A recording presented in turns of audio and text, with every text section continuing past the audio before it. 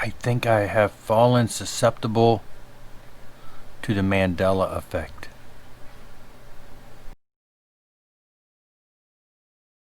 Alright, hey there, Jeff here. How many of you all are familiar with the odd thing out there known as the Mandela effect? No? Maybe? Okay, it's come up in conversation recently with some people in my immediate vicinity. Let me give you a brief introduction, then we're going to get to the music. Mandela effect is basically the concept, and it goes around in a lot of conspiracy circles, which I love being in those. But basically, and it more applies to groups, but I think that my individual mind has fallen prey to it. It essentially is, and there's a movie out there, but I don't think the movie was really much to do with this particular thing. The Mandela effect is the idea that things aren't quite as you remember them. Usually it's large groups don't remember things that aren't really true. So it's kind of like, a folklore that never really happened, but everybody believes it. Some of the conspiracy theorists' ideas behind it have things that they believe that there has been alternate universes, there has been time travel, things that have tweaked and changed little things in life, but our minds weren't changed. So we remember things that never happened according to history. So, interesting concept. And there are a lot of examples. One my wife brought to me, she said the other day, and this is music related. She comes to me, she said, what was it in the Joan Jett song? What was the guy doing at the jukebox in the beginning? And I said, he was standing by the record machine. She said, no, he wasn't. He was dancing by the record machine.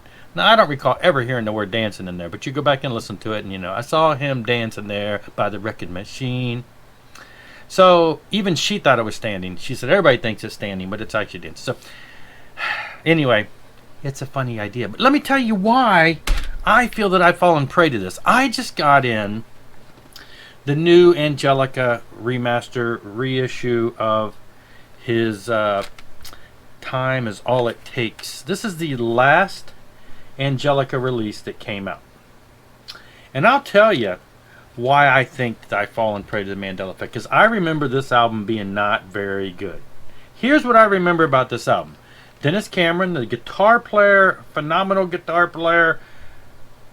I remember him singing all the songs on this album. I remember his voice being mediocre compared to the previous singers he's worked with. I remember it being an okay album, but not one that I don't even think, I think I sold my copy of this years ago on eBay. I never had a physical copy of this for the past handful of years. It was only a few years ago that as my completist mind, I started thinking, I never even made a copy. I went online and bought a digital copy of this. This is way before anything thought of this coming back out was a reissue of any of the Angelica stuff. But I wanted to get it, and I listened. And even then, I listened to it, and I thought, yeah, it's about how I remember it. Or did I remember it correctly? Has something changed since then? Because I got this, and it has nothing to do with the remaster. The remaster sounds great. I'm not going to say that the remaster made this a different album. But this is a different album than I remember. I think the Mandela effect may be true. I remember this being a okay subpar album with Dennis Cameron doing all the vocals in a mediocre manner. But that's not the case. That's not the case at all. This album kicks butt. What the heck? What happened to my mind? Anyway, so on the previous album, Drew Baca, who I loved his, I hope I'm pronouncing his name correct. He was in a band. I had their demo tape, and I thought they were cool.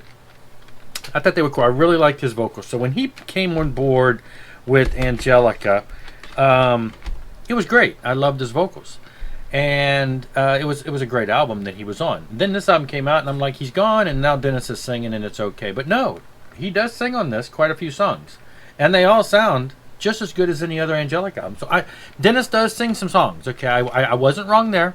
And his vocals are okay, but they're a lot better than I remember them being. Something's changed. This album ends up being a higher idea in my mind now And like I said, yeah, it sounds great remaster, but that didn't change my mind and make it that much better. Something's changed in history. Trust me, it had to happen. This is a great album. It's been reissued. I love the fact now we have, with this, thank you Girder Music, we now have all of the original Angelica plus more. Now Angelica, yes, they are a melodic metal of the 80s type band. Yes, they are fall into the Christian category. No, they're not super preachy, so I think anybody's gonna love them. Dennis is a phenomenal guitar player. They're from Canada. It's a band you should check out if you're into that melodic metal of the 80s. Just ignore the fact, if you're not into the Christian stuff, ignore the fact I don't even think they're as preachy as like Striper. If you can get into Striper, they're not even like that. So here is what Girder has done for us in the past year. So in the past year, we have the demo sessions. Now I have a couple demo tapes by Angelica. This is great to have on CD, even though the demo tapes I have do have some additional songs. For some reason, the ones that were sent to Girder didn't include all the songs I had, but still, this is great. It's demo tracks. The demo tracks sound great. Then we got the self-titled first album, and this one has Rob Rock on vocals. Big thing where singer that was originally with the band kind of blew his voice, so there was some issues in the studio, so he couldn't finish it. So they brought Rob Rock in, who did the vocals. Now at the time, Rob Rock wasn't very well known. He had done some other smaller bands. Now he's kind of a household name for me, as I mentioned in the Impellitteri video I recently did. He's all over the place. Not only did they bring us this in CD, but yes, we have it on the limited run vinyl series. So that's great. Then second album, Walking in Faith. Different singer here. Obviously Rob Rock was only a guest vocalist. Anyway, this has been remastered and put on CD. It's beautiful. Rock, Stock, and Barrel. This is the one that has Drew on it that I just mentioned. This is where he comes in on vocals, and I love this album. It tends to fall a little more into the commercial realm than, all of them sound about the same. This one has some cool stuff though. Bass player in Angelica is phenomenal. If you like bass, you've got to check out them. Anyway, and yes, we got that as a limited run vinyl also. So now prior to this one that just came out, so this is the fourth and final Angelica album, and again, it was mediocre until my memory changed. But so this just came out this week. Got it in the mail yesterday. And this one, like I say, it's got the same singer as Rock, Stock, and Barrel and Dennis. So they're they share the vocals, but all the songs are upbeat and great. So I don't know what I was thinking. But then prior to that one, we've got Without Words. This is the new Angelica album of all instrumental, just instrumental, no vocals. And this is phenomenal too. And this is also coming on vinyl. It has already been pre-ordered.